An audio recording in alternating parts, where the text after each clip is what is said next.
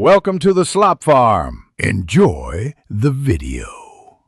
In this video, I will explain how to reset your Mazda CX-5 radio.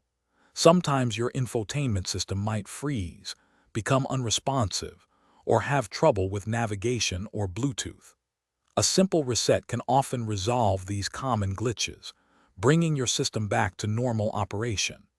It is a quick and easy first step to troubleshoot many minor electronic issues you might encounter with your vehicle's audio and display features. Let's get started with the simplest method.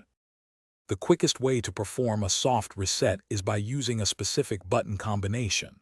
First, turn your vehicle's ignition to the on position, but do not start the engine. Next, find the volume knob, the navigation button, and the back button, usually located near your center console.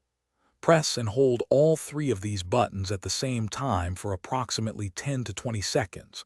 Your infotainment system should then restart, which often clears up many common glitches. If a soft reset doesn't resolve your issue, a factory reset through the settings menu is the next step. With your vehicle's ignition on, go to the main screen of your infotainment system and select the settings icon. From there, navigate to the System option. You will then find and choose Restore Factory Settings. Be aware that this will erase personal data and preferences, returning the system to its original state. Confirm your selection and let the system complete its reboot. If your radio still isn't functioning correctly after both types of resets, you might need to check the fuse for the audio system. Refer to your owner's manual for the exact location of the fuse box, typically found in the passenger compartment or under the hood. Always replace a blown fuse with one of the same amperage.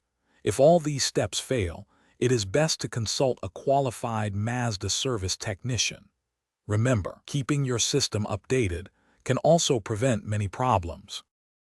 Thanks for watching. Consider subscribing if we helped you today.